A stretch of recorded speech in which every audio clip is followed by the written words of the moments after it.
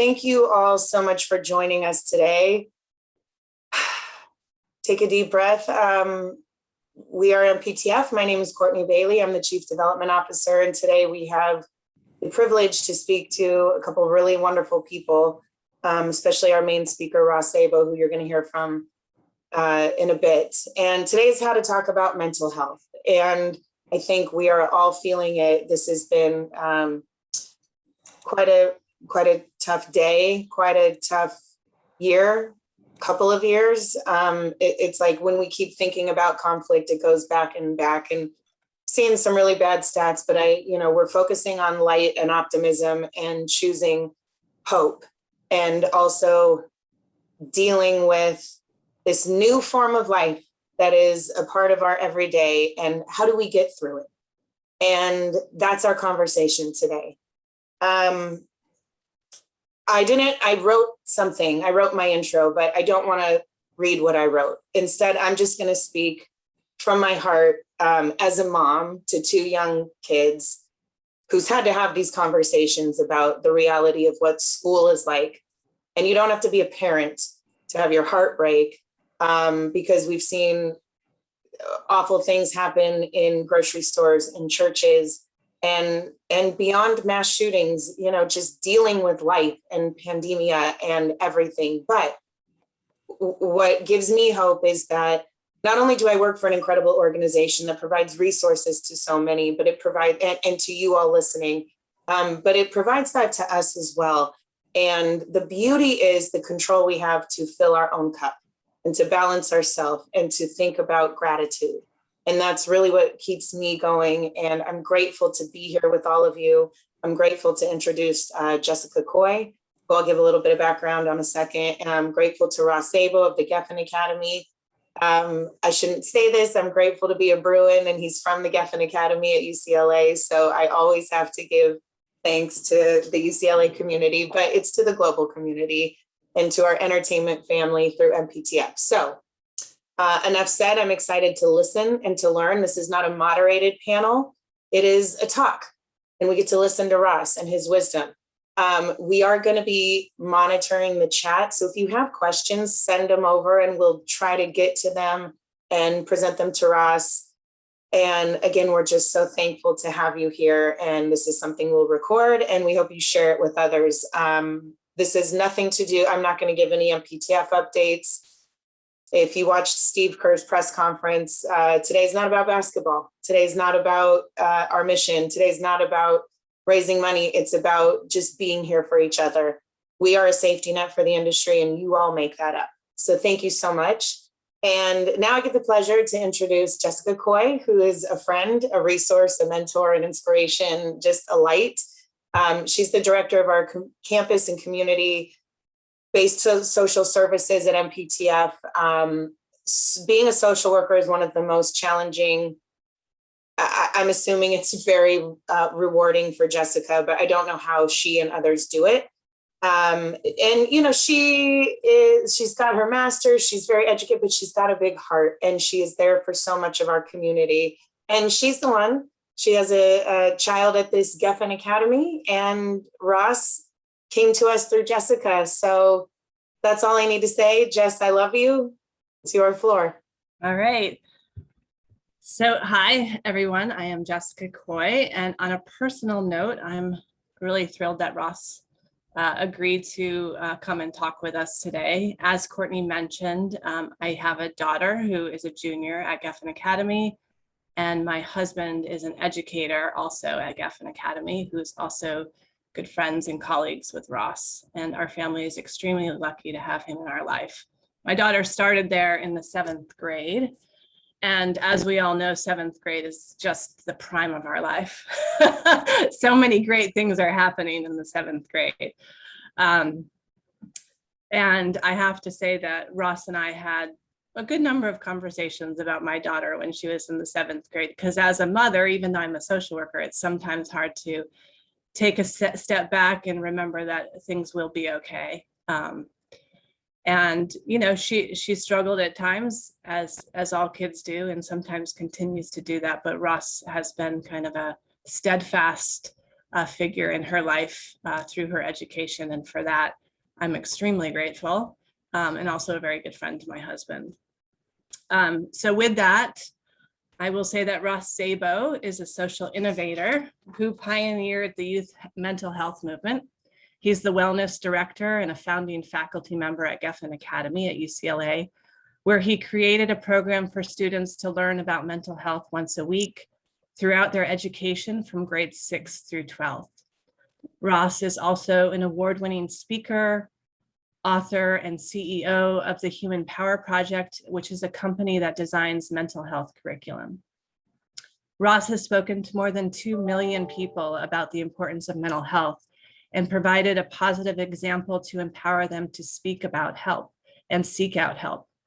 During his 8 years as the Director of Outreach for the National Mental Health Awareness Campaign, he created the first National Youth Mental Health Speakers Bureau in the country that is now a part of Active Minds and has trained over 50 mental health advocates who have spoken to millions of people.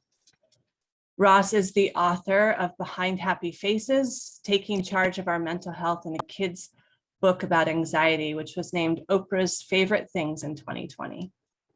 His tremendous efforts in the mental health field have led him to receiving the 2010 D.D. Hirsch Erasing the Stigma Leadership Award and the 2012 Changing Minds Award, and his advocacy work was entered into the congressional record by Congressman Patrick Kennedy.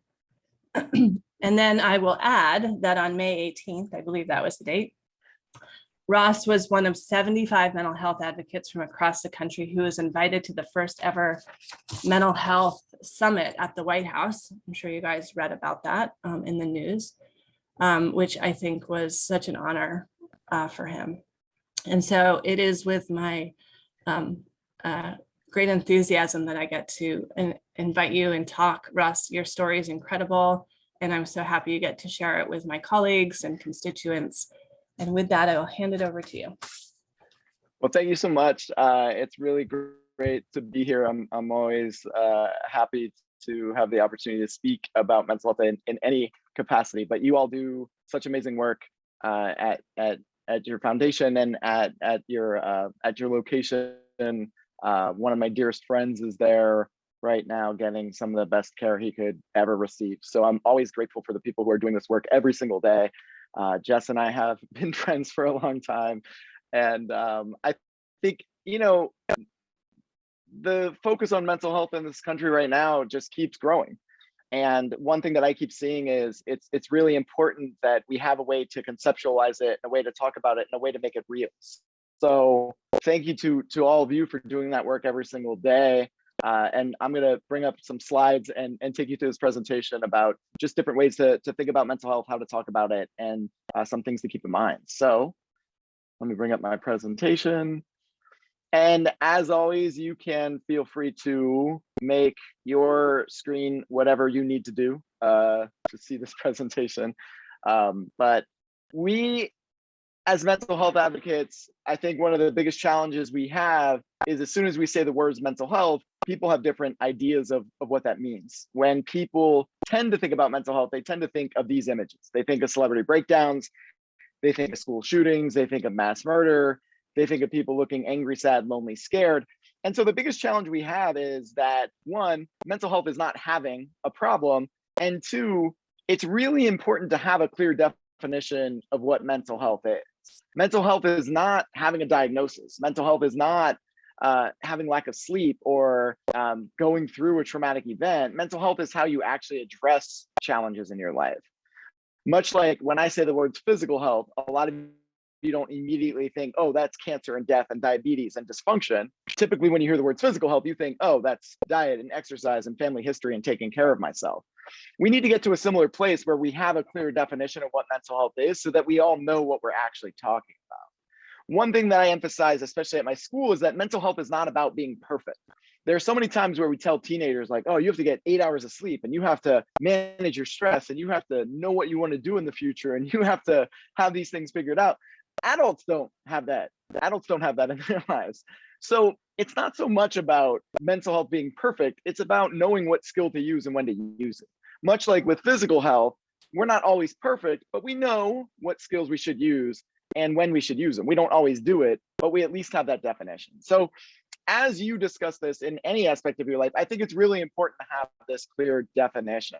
What I'm going to do today is take you through some of the biggest challenges that we're having in our society and share with you my personal story. I always joke with people that like, you don't have like a perfect life and then decide you want to be a mental health advocate. Like you're not like, oh man, my life was so great, I should tell people how great it is. I have a really deep, intense personal story with mental health. I went through a lot of trauma as a kid. I was diagnosed with bipolar disorder when I was 16. I was hospitalized for attempting to take my own life when I was 17, and really struggled going in and out of psychiatric wards and battling extreme substance abuse between the ages of 18 and 22. What I'm going to share with you today is what my family went through and some tips that you can use in your own personal lives. I don't share my personal story to scare people. I would never want any of you to hear my personal story and be like, oh man, Ross's life really sucked, I guess I should eat lunch now. Like that's not why we're here. I share my personal story as a reference point and as an example of what you can do in your own lives and in your own families. So I always start this presentation with some statistics. The statistics around this issue are really overwhelming. We know that 20 to 25% of people in this country experience a diagnosable mental health disorder each year. Suicide is the second leading cause of death for people ages 15 to 24. The suicide rate in adults is much higher than it is in teenagers. We focus a lot on young people, it makes sense, but I don't want to dismiss the fact that the mental health statistics for adults tend to be much worse than they are for teens. And outside of mental health disorders and suicide, obviously there's stress, there's bullying, there's loss, there's change, there's rejection, there's all kinds of things. What I think it's really important to do, especially during Mental Health Awareness Month, is the one unintended effect of mental health awareness is we kind of go out, we tell everyone these statistics, and then we tell them that they should seek help. And that's not a bad message, but the unintended effect of that is kind of telling everyone they're messed up and then telling them they should do something about it. We don't do that with physical health. Like I would never sit all of you on this webinar and be like, here's the deal, you all have cancer and diabetes and heart problems, you're all probably gonna die. And then when you're like, I don't wanna die, just be like, well, you should talk to a doctor. I was just here to tell you like, you're gonna die. Like with physical health, we taught people how to exercise, how to eat right, how to look at family history, how to take care of themselves.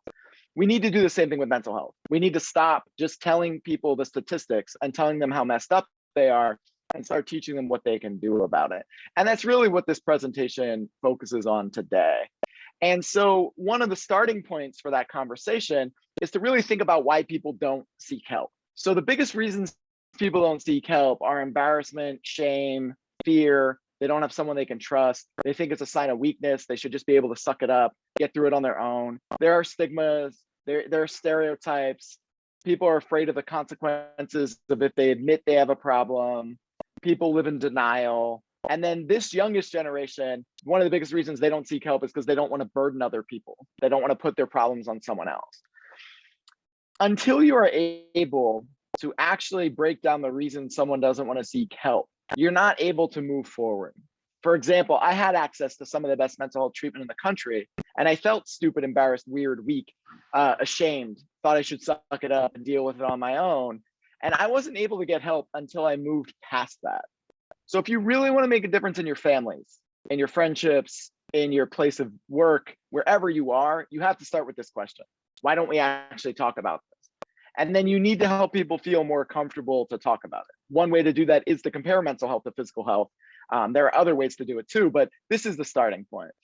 And once you reach a starting point, what you'll find is that we don't have a vocabulary for mental health. We have physical health literacy. We know the difference between a sprained ankle and a broken leg. We know the difference between someone who has a cold and someone who has the flu, unless of course you're male. Then if I get a cold, I feel like, it's harsh. I should be taken care of. I need a lot of support. I need a lot of help. But we know the difference between like cancer, diabetes. We have different categories for physical health. We need to do the same thing with mental health. What I have up here on the screen is different categories for mental health challenges. So on the left side are everyday challenges. These are things everyone can go through. Then there's environmental factors, the home you grew up in, the school you went to, the way you're raised, significant events, mental health disorders, and developmental disabilities. We need to do this because what's currently happening in our society is some people experience stress and think it's the same thing as an anxiety disorder. Some people go through a breakup and think it's the same thing as clinical depression. It's not. These are very different things. They have very different treatment modalities. They have very different times of duration, very different needs. So it does help to give people a framework of, okay, there are different mental health challenges, different categories. How do we conceptualize it? The next thing we need to do is really change the way we frame mental health. So for most people, they think of a mental health spectrum like this. On one side, you have people who are sane and don't have mental health disorders. In the middle, you have people with mild mental health disorders. And on the far end, you have people with severe mental health disorders. This spectrum is broken for two very big reasons. Number one, I have bipolar disorder. I am also sane at the same time. So if you're on two ends of the same spectrum, the spectrum's not working. The more dangerous thing is we promote the idea that these people need help and these people don't. And we don't do that with physical health. Like, the advice we give with physical health is never like, hey, you don't need to exercise until you get cancer, or like, you don't need to eat healthily until you get diabetes. Like, if you think about physical health, we're preventative, we're proactive, we promote the idea that everyone has it and some people need to work on it more. It's the same thing with mental health. And so we need to change this spectrum from this one to be more like this one. And so when I talk about balance, balance is just you being able to do the things that you typically do. It's not a competition. It's not you doing what other people do. So this spectrum is a little bit different. On this side, you have people who don't have stressors. There are people who get to walk around this earth and they don't have to think about their mental health. They don't have stress, they don't have trauma, they don't have triggers. These are the people that I hate most in life, but they exist, so they get a place on the spectrum. If you think about it, there are people who don't have to think about their physical health. They don't eat healthily, they don't exercise, they're naturally thin and strong. I hate them too, but they exist, so they get a place on the spectrum. Difficult to balance would be like, oh, I have stress, I'm not sleeping, I have issues, but you're not actually using anything to help balance. Using help to balance could be someone who's on medication or in treatment, but it could also just be someone who every day exercises, talk to a friend, listens to music, does something to help balance their mental health.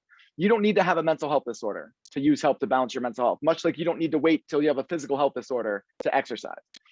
Needing constant assistance to balance could be someone who's in a treatment program, but it could also just be someone who all of you have already dealt with. At some point in your life, one of your friends or family members went through something so severe that you were like, I'm not going to let this person be alone. I'm going to sleep on their couch. I'm going to cook for them. I'm going to make sure they eat. I'm going to stay with them for a couple days, a couple weeks, a couple months until I think they can be alone again. And then not being able to balance could be someone who's suicidal, but it could also just be someone who went through something very difficult, and no matter what they try, they can't balance their mental health. To this day, the most difficult thing I've ever gone through is 5 years ago when my dad passed away suddenly.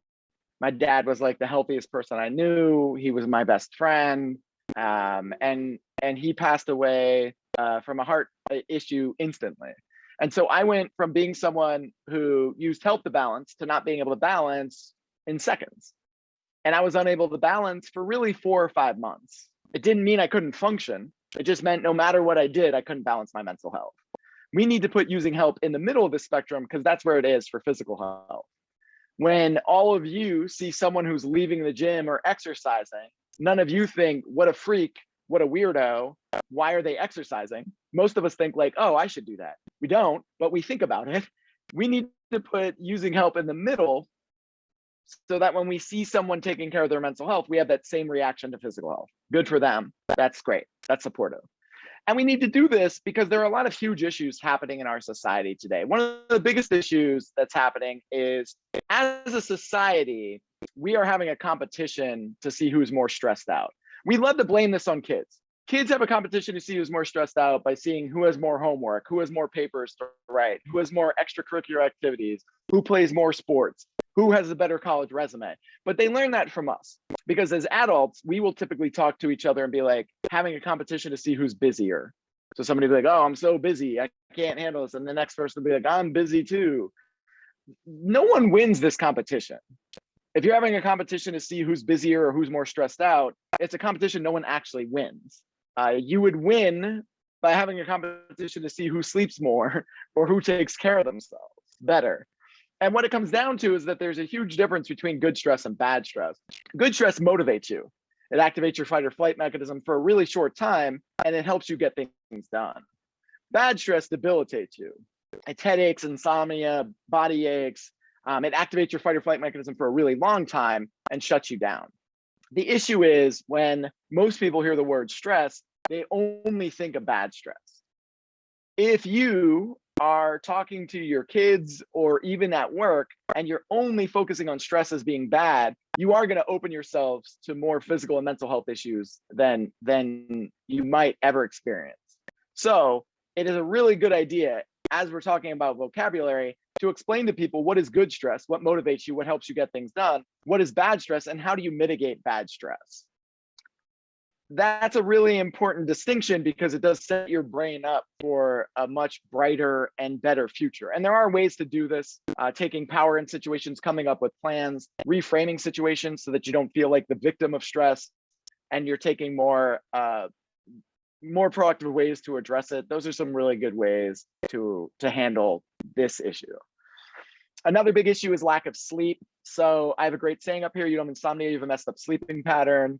Neuroscientists have found that the most effective way to break a human being down is to only let someone sleep for 3 to 5 hours a day. The average college student right now is sleeping 4 to 6 hours a day, which is right in line with like the harshest interrogation techniques that militaries use around the world. One of the best ways to get sleep is to set up a pattern or a habit or routine that lets your brain know it's time to go to sleep. So drinking tea, stretching, meditation, listening to music, anything that helps you wind down at night, that lets your brain know it's time to go to sleep, is really beneficial.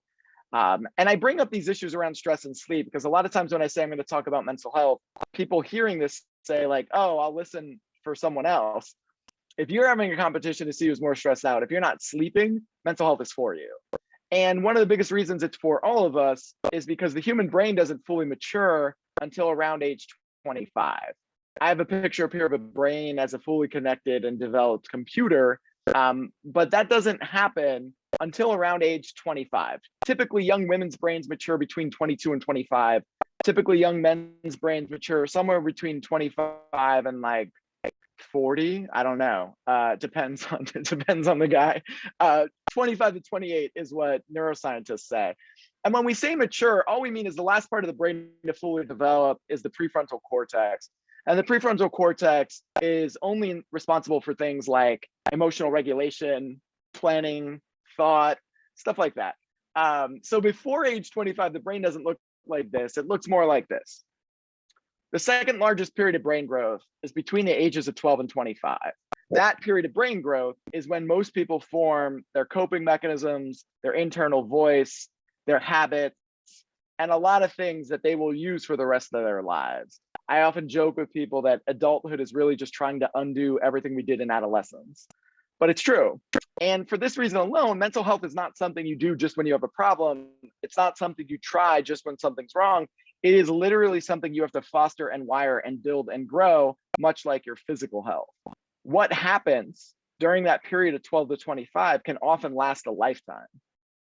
And so talking to your families, talking to your friends about brain development and about how critical this time period is really beneficial in terms of habit formation and setting people up for success for their future. There's two other big issues that are happening in society now that I always talk about before I go into my personal story. One of them is a lot of people are wondering, like, in this period of brain growth, this period between 12 and 25, when the brain is being flooded with dopamine, what should you look out for in kids? Well, it's really important to think about what type of young person you're talking to. For adolescents who embrace risk, they get that dopamine hit from doing things that are risk taken. So for me, I was a big risk taker. And when I drank and did drugs as a young person, I was really trying to race my car, drive drunk, do things like that. If you have an adolescent who is a risk taker, it's really important to channel that into sports, skateboarding, martial arts, things that give them that big dopamine hit that allow them to take that risk that aren't as addictive as substances. If you have a young person who is more introverted, who isn't a risk taker, they can still engage in substances or other issues. And it's important to match them with things that give them that dopamine hit in a different way. So reading, dance, arts, activities that kind of recognize their personality. For some people, that can be video games. There can be a lot of different options, but it's really about channeling opportunity in adolescence instead of looking at adolescence as this like scary time, looking at it as a time of how do we foster and build these kinds of coping skills for them. And then the other big issue is there's a really massive confusion happening around anxiety and depression right now. Everywhere I go in the world, people tell me that anxiety and depression are off the charts. It's possible. It's also possible that we don't have a language around it. So, for example, there's a huge difference between feeling nervous and actually having an anxiety disorder. Nervousness is a feeling that lasts a short amount of time and it goes away. It's the butterflies you get in your stomach before you're about to take a test, play a sport, do something, but they go away. Anxiety is that nervousness times 900 million.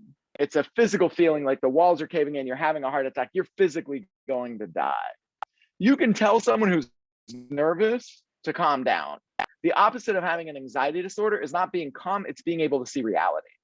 So when we go to people who have anxiety disorders and we say, hey, just be calm, we're actually dismissing their experience.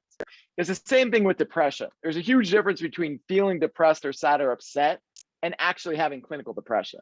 When you feel depressed or sad or upset, you know the cause, the feelings are understandable, you should talk about it, but the opposite of feeling depressed is happiness. When you have depression, you don't know a cause. Everything sucks, everything hurts. You may stop taking care of yourself, you may stop doing things you enjoy. You may have thoughts of suicide or death, and those symptoms last for weeks or months or longer. The opposite of having clinical depression is not happiness, it's vitality. It's having the energy to get out of bed, to do things you typically do. And so when we go to people with clinical depression and we tell them to just get happy, we're actually dismissing their experience with depression. And to talk to you a little bit more about depression, I'm going to share with you my personal story. I have a really interesting beginning to my personal story. Obviously, I live in Los Angeles now. I didn't grow up in LA. I grew up in Pennsylvania. That is not interesting. What is interesting is that I was actually born in Bethlehem and raised in Nazareth, Pennsylvania. If you are not familiar with my home state, an hour north of Philadelphia are two towns, Bethlehem and Nazareth. They are next to each other. The deal is Nazareth is tiny. It's like 2,000 people. So there was no hospital in Nazareth. So if you're pregnant, you live in Nazareth, your only hospital choice is Bethlehem. You have to go there, have your child, flee back to Nazareth. I'm not sure how my mom got back. Not on this map is also a town called Egypt. So you could be born in Bethlehem, raised in Nazareth, and eventually move to Egypt if you needed to. I use Google Maps now because I used to not, and someone would always like rightly be offended to be like, hey, that's not a funny joke. Like, you're not mental health Jesus. I never said that. I never hashtagged that. These places exist. And I like to point this out because this is where my mental health issues started. And I would like to blame the people who name these towns because I feel like they set expectations like really, really high. Any story with mental health starts with a photo of a family. This is a really amazing, kind of early 1980s photo of my family.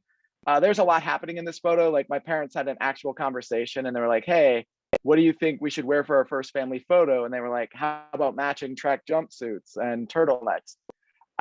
In this photo, I am the baby in yellow. I have an older brother who is 7 years older than me, a middle brother who's 2.5 years older than me.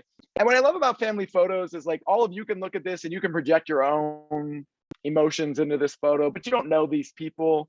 Like, as you look at this photo, you never know that my dad was raised by a classic 1950s alcoholic father, that my dad was never hugged once, that he was never told he was loved, that he never had a birthday party, that he never had a friend visit him, that he never had support outside of his home, and that he was a constant survivor of extreme physical abuse, much like his mom, his brother, and his sister. And as you look at this photo, you never know that my mom was raised by two alcoholics and a mom who had a severe anxiety disorder. Sometimes my mom came home to baking and music and cookies. Sometimes my mom came home to a really dark house. Her childhood was filled with extreme emotional and psychological abuse, constantly told she was useless and stupid. So when these two people got together, they did what most parents do. They decided they were going to raise us differently. My dad, who ended up with 3 boys, decided he was going to hug us every day. And he was going to tell us he loved us every day. I don't remember a single sporting event from the time I started playing sports at age 5 until I stopped that he wasn't on the sideline. I don't remember a single speaking event that was within like 350 miles of him when I started speaking that he wasn't in the front row. The most important step my dad took was not just hugging us, but was actually starting to hug his own dad. because it gave him the kind of healing that he needed to be an example for us. My mom did everything she could to make sure we had a childhood that was far different from hers. We had birthday parties and scavenger hunts and tons of really great moments. But the one thing that neither of those people could change is that in both sides of our genetic makeup, of our biology, we have severe mental health disorders. Depression, bipolar disorder, anxiety disorders, and a lot of addiction. Bethlehem, Pennsylvania was the industrial capital of the world for a good 100 years. All of the steel in the buildings in New York City in the 1900s came from Bethlehem. 75% of the cement for the Panama Canal came from Nazareth, Pennsylvania. It was a very blue collar, go to the factory, come home, do your job. And so a lot of mental health disorders were just dismissed under the guise of addiction or under the guise of other things. My parents raised me the absolute best way they could. They changed 1,000,000% from the way they were raised, but that doesn't mean you're going to avoid issues. My life changed dramatically when I turned 11. This is me at age 11. What we're doing is dropping my oldest brother off for his sophomore year at the University of Pennsylvania in Philadelphia. My oldest brother is really smart, really book smart though. I want to emphasize books because outside of books, he's kind of useless, but he's so book smart that he graduated high school when he was 16 and he went to the University of Pennsylvania to major in physics at 16. He got through his freshman year, everything was great. This is us dropping him off in his sophomore year. So August, we dropped him off. And then at the end of October, my dad got a call from the University of Pennsylvania Hospital saying, your son has been determined to be a threat to himself and others. We've hospitalized him against his will. We need you to come down here immediately. My oldest brother also has bipolar disorder. What happened was he hadn't slept for about 8 days. He was wandering around campus trying to teach classes. He was singing loudly in stairwells at night. Luckily, the counseling center assessed him and put him in a psychiatric ward. And I say luckily because had the hospital or the school called my dad and been like, hey, do you want to put your son in treatment? My dad would have 100% said no. Not the way he grew up. He would have told them to figure it out, get it together. He wouldn't have accepted help. My brother's journey with mental health is far different than mine. He was hospitalized for 3 months, he came home. He was hospitalized for 3 months again, he came home. But he accepted his diagnosis from the start. My dad, my entire life was just a Prudential insurance agent. And in the 80s, for whatever reason, they had mental health coverage, so we could afford treatment. And then my brother never messed with his treatment. He never drank alcohol, he never did drugs, he never did anything. If you have those three things, if you're diagnosed on your very first episode, if you can afford treatment, and if you don't mess with treatment, that's a really good recipe for success. That's not my story, that's my brother's story. He did go on to graduate from Penn. He got his doctorate in astrophysics. He's a professor in college in California now. His life is pretty good. Again, that's not my story. My story is I visited my oldest brother in a psychiatric ward in November of that year. 2 months later, my grandmother died. 10 months after that, my best friend was killed in a car accident. And 2 months after that, my grandfather died. So between the ages of 11 and 12, I went through a lot of loss and change. And this time period, again, is when most people start regulating their own emotions. At 11 and 12, no one sat me down and was like, hey, this is how you cope. I started figuring it out on my own. And what I figured out on my own was that I wasn't good about talking about life or death, but I was good at making people laugh. So I went to all the hospitals, all the events outside of the hospitals, and did everything I could to make people laugh.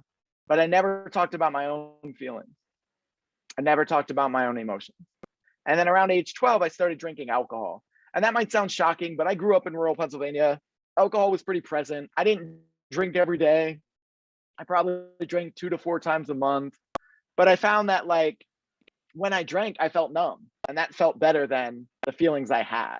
Also, if you are a kid who grows up in a family with as heavy amounts of addiction as I have, that age of first use can often determine if you become someone who abuses or becomes addicted to substances.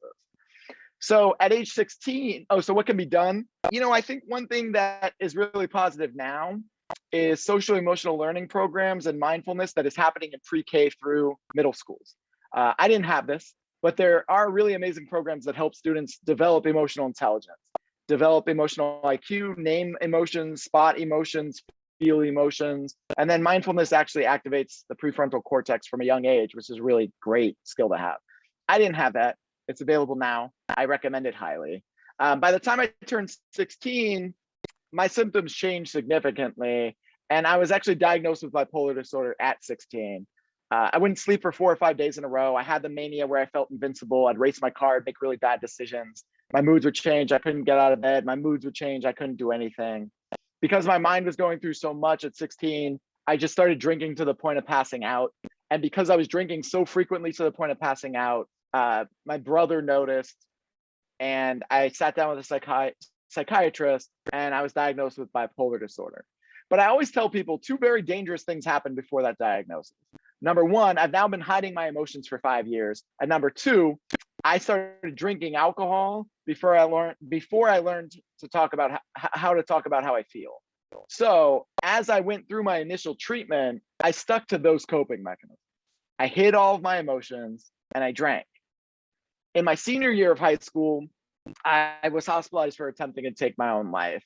And that didn't all just happen in one day. In September of my senior year, I started feeling really lonely. I felt like there was no one to talk to, but I always thought like one day I'd wake up and the loneliness would go away.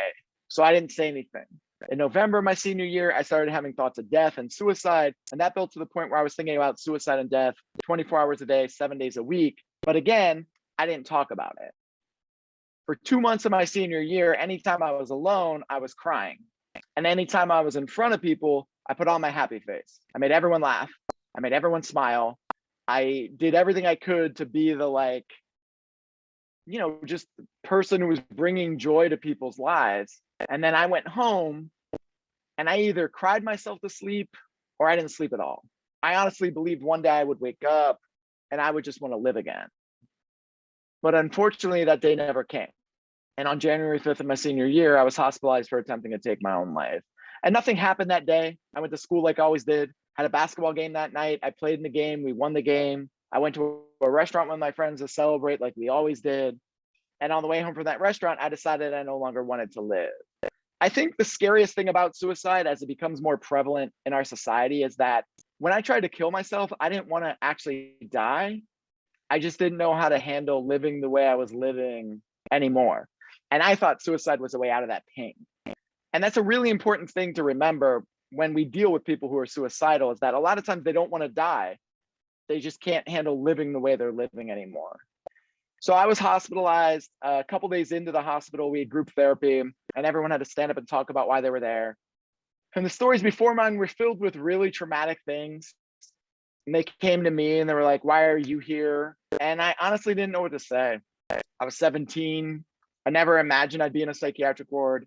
And they're like, "If you don't know why you're here, can you tell us about your life?" And I was like, "Yeah, I could do that. My name's Ross. I'm president of my class.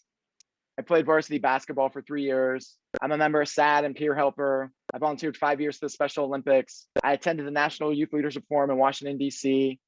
I have a 3.8 GPA." And I stopped. And I felt really stupid because the life I was describing was my external life. It was my college resume. It was the life everyone else saw, but it wasn't the life that I lived.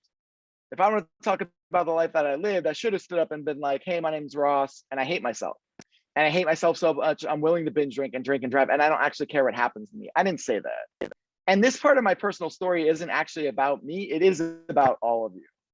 Because how many people do you know who have an external life that everybody sees and an internal life that's completely different? A lot of us do that. We put up fronts, we put up defense mechanisms, we make everyone think everything's okay when inside it's not. The longer you go with an external life that's different from your internal life, the higher chance you have of imploding. It's really important to talk about that.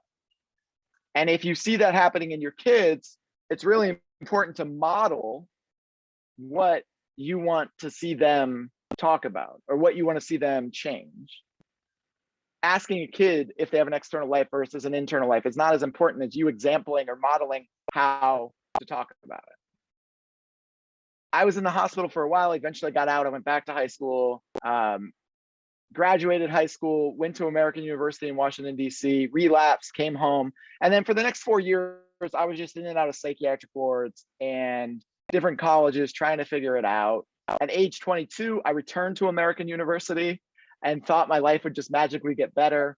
It didn't. By 22, again, on the outside, I was a master at making everyone think everything's okay. But inside, I was struggling more because I never stopped drinking and my tolerance only got higher. In November of my first semester back at age 22, one night I pre-gamed. Before I went out, I had about 13 shots of vodka in an hour. And then I went out, more shots, more beer. I passed out that night around 2 in the morning. When I woke up the next day, my clock said 12, but when I looked outside, it was dark. I had actually been passed out for 22 hours. This was not uncommon for me. I used to pass out for 12 hours, 10 hours, 22 was the most. That night, though, was the very first night that I accepted that I had any of these issues. I looked in the mirror. It was kind of my rock bottom moment. I started crying and I said to myself, all right, you're either going to continue this and you're actually going to die, or you're going to have to change. And that process of change is not linear and it's not quick. So, I think a lot of times when we think about these issues, we think like, oh, you must have changed by getting the right treatment and the right therapy. And that was a part of it.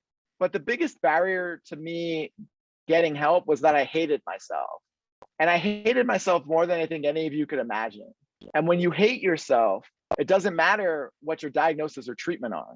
Like, there are very few things in our society that are more dangerous than a human being who hates themselves. Because when I hated myself, I had no consequences. I drove drunk, I did drugs, I had unprotected sex because I didn't care if I died. The very first thing I needed to learn to do was how to like myself. Only after learning how to like myself, even a little bit, could I get treatment and therapy. And I needed a lot. And I went through treatment and therapy. Eventually, I graduated from college. I went into this fancy mental health career that you've heard about, but I still work on my mental health every day. Like, I hate to present my story as like this Disney success story. I never imagined in my life that I'd be like going through two divorces and like still learning about my trauma and how it affects me and what happens in my life. So I am doing well. I'm not as dysfunctional as I was, but I don't try to present myself as like this Disney success story. There's still a lot of work involved. I'm still learning about myself. I'm still going through that journey. And I think that's important to point out. And so people always ask, what can you do as parents? What can we do as families? I think one of the most important things is education. The most important education you can use is talking about your family history. I think when I was like 26 years old, I asked my parents, I was like, hey, did anyone else in our family have a mental health disorder? And then like literally 20 minutes later, they stopped naming people. It's like your uncle, your cousin, like all of these people. So if you know that mental health disorders are in your family, talk about it. Talk about it with your kids. Normalize it as much as you would talking about physical health. And then when you know what mental health history is in your family, then get the education from books, get the education from other resources so that you can spot warning signs quicker and find ways to address it quicker. Another tip is turning confrontation into conversation.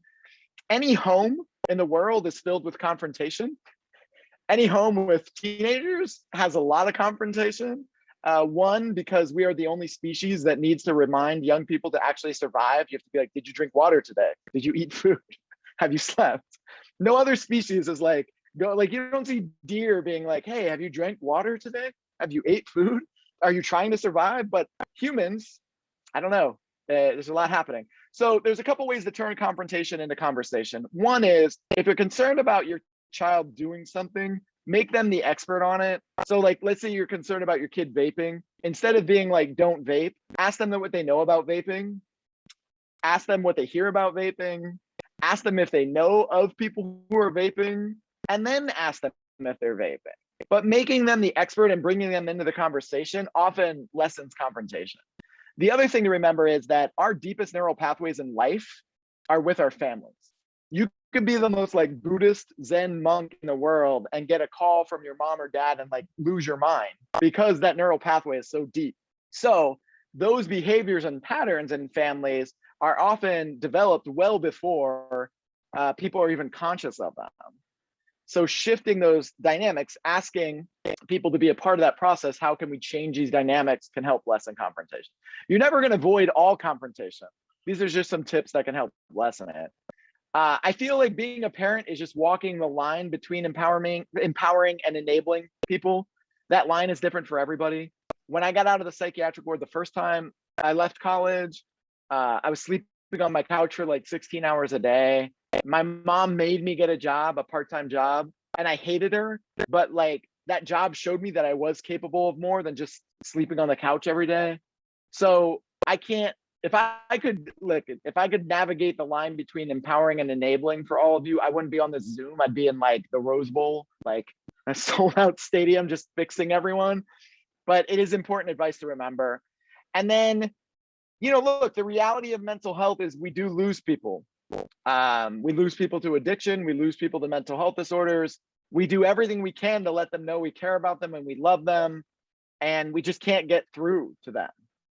Some of the most difficult stories my dad used to tell were he got to a place in his life where he was convinced that one night I just wasn't going to come home and it was going to be the police showing up to tell him that I was dead. And he did everything he could to let me know that like the door was always open if I ever wanted to walk through it, but he had seen like he couldn't get me to that place. And that is why, especially as a parent, it's important to take care of yourself. It's important to take care of your mental health. Much like the oxygen mask on a plane, you have to be able to breathe, and to help other people breathe. And one of the most powerful things you can do as a parent is model how you take care of your mental health. Model how you talk about it, model how you express it. If you can involve your family in it, like hikes, things like that, it's always a really good idea. I know that can be really tough, but like you have to take care of yourself in order to be there for other people. And so the last thing I'm going to talk about before I answer some of your questions is coping mechanisms. Coping mechanisms really are the building blocks of mental health, and coping mechanisms are kind of what decides our mental health. It's what we go through. You cope every single day. You cope with your friends, your family, your future, your finances, and you develop neural pathways for every single coping mechanism you have. And the longer you practice a neural pathway, the more automatic it becomes. So if you look at the world's top athletes, these are people who no longer have to think about the actions they're taking. They've practiced them so much that they're automatic. And this is true for musicians. This is true for dancers. This is true for all of us as we drive, for our own hobbies, for everything we do. The longer we do something, the better we get at it. It's a very beautiful process for the brain, but it has a downside. I started drinking alcohol when I was 12. I binge drank for every emotional trigger I had from 16 until 22. And the longer you use a coping mechanism, the more automatic your neural pathways become. The deeper those pathways get, the harder it is to change them. So when you think about coping, you have to think about a montage of how early coping begins and how it develops in life. We start coping before we're even aware we're coping. When babies are being fed, held, or changed, they're coping. Some babies suck their thumbs, some babies have blankets, some babies hold on to stuffed animals. At a certain age, emotions start coming out. I hope this girl got what she wanted. She looks really mad. But when emotions start coming out, the first thing we do is we try to distract kids. So we put them in front of screens. And that's not all terrible. That people can debate that. But you know, as you get older, you have to think about like which coping mechanisms are effective and which coping mechanisms are ineffective. Some of us watch TV for an hour or two and zone out. Some of us Netflix binge for a 4-day weekend and resurface. Other coping mechanisms that start at a young age can be eating for comfort, shopping, playing video games. At a certain age, kids start listening to music on their own. It might terrify you, but their music is important to them. And then in middle school, they might start playing a sport, they might start writing, they might start doing art, they might start reading. And then obviously by the teenage years, coping changes. It can be drinking alcohol, it can be smoking weed, it can be abusing prescription drugs, or it can actually be isolation. Sometimes coping isn't an action, it's a lack of action. Again, the most important thing to remember is that these coping mechanisms develop between the ages of 12 and 25. And the longer you use them, the more automatic they become. So if you want to change coping, there are steps. The first step is you have to want to. Nobody can make you do it. That's the most frustrating thing. As a parent, as a partner, as a loved one, you can't make someone change their coping mechanism. You have to be able to identify that coping mechanism as you're using it. So when I wanted to stop binge drinking, it was one thing to be like, okay, I need to stop binge drinking. It was another thing to be like, This is an emotional trigger. This is when you binge drink. Then you have to replace the ineffective coping mechanism. And then you have to practice the effective coping mechanism really until you become the Serena Williams of that coping mechanism, where you've practiced it so much that you've built the neural pathways for that behavior. One of the most important things is having an environment that allows you to change and be patient. People think you change coping mechanisms from like going from here to here, and that's not actually true. You go from here to like here and back, and then maybe a little bit better, and then maybe a little bit better. But you really have to celebrate those small wins because you don't do it in one giant leap. So throughout this presentation today, I have shared with you a lot of things. I've talked to you about my personal story, an overview of mental health, but I've really focused on the brain growing and changing. I want to share one more part of my personal story with you that I think really drives this home. When I turned 21, my parents took me out for a birthday dinner, pretty standard birthday dinner. We went to a restaurant, we ordered appetizers, waiter walked away, and then both of my parents started crying. That was not standard. I'd actually only seen my dad cry once before that. My mom still never really cries. So I was really confused. It's my birthday, so I was like, hey, why are you guys crying? And my dad looked back at me through those like choked up, bawling breaths. And he said, we didn't think that you would live to be 21. But I did. You know, I gave my parents a lot of reasons to not think I would live to be 21, but I did. I can't tell you how many hands I've held, how many people I've hugged, how many tears I've seen from so many people around this world who had a loved one who didn't live to be 21. I lost my cousin a few years ago to an opiate overdose at 22. And the reason I share this is because all of you watching this today, you only have one life. You only have one chance. And this is it. And most of us spend our lives going through a checklist of things we have to do every single day. And at the end of that checklist, we go to our own places of comfort. We go to our own places of peace. That place of comfort for you could be your room. It could be a person. It could be your phone. It could be a song. The next time you're in your place of comfort, I want you to really think about your internal life and how you can express it more. Because it takes more strength to talk about these issues than it does to hide them. It takes more strength to uncover these issues than it does to bury them. All of you watching this today have the power to change your mental health, but it's time for you to embrace that power. So this afternoon, I shared with you my personal story, but what I really hope happens after this is at some point in your life, you find the strength to share your story, because you have no idea where your story can take you until you tell someone. Thank you very much. So I'm going to put up a screen here. If you want free resources that I can be sent to you, all you have to do is text my name to this number. I know it's confusing. The text is to the number, but the text message is my name. There are like 900 million questions. So Jess, do you want to choose one or some? Sure. I mean, we have 5 minutes. I'll choose one maybe. But I think a lot of what's in the chat, Ross, is just thanks for honestly, for your ability to share your story with such grace and humor and honesty. And that's a lot of what's in the chat. But as far as questions, I guess, a lot of what people write about or have asked about are, I have a 16-year-old who's stressed, doesn't know how to be happy. She's doing poorly in school. I have a daughter who's been in and out of behavioral hospitals.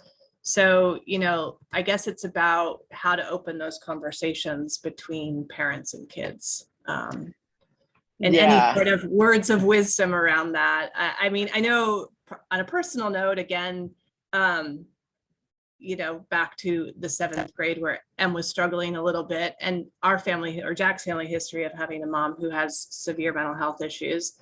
I remember talking to you and you saying to me, it's just about being there with her and having an openness for her to just talk, and that I needed to put aside sort of my fears around what may or may not be for Emily. But I don't know, anything you might have around around that idea.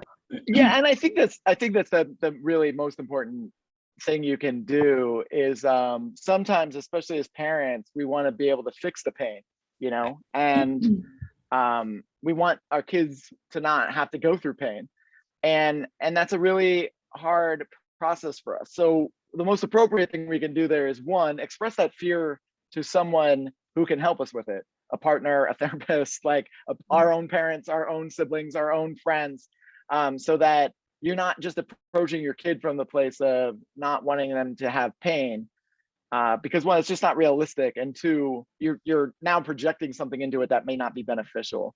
And then the next piece of it is really just trying to find a way to engage them in a way that resonates with them. Right. So letting them know you care, trying to normalize mental health, trying to say like, hey, I've noticed that you're not doing these things you used to do. Again, one of the unfortunate things in parent-child dynamics is I feel like once kids are born, they try to manipulate you into what they want to get from you. Yeah. And it's really hard to put up those boundaries that both of you can navigate. And so, you know, trying to really find a way to open that conversation from a caring place, because kids do need boundaries. Mm-hmm. And they do need guideposts, and they do need rules. All of you probably have a friend or a family member who has a kid who there's no boundaries, and it's really difficult to watch, right? So trying to find that fine line between the boundaries and the support and the communication is the most important thing. But make sure you're not projecting, make sure you're taking care of yourself along the way.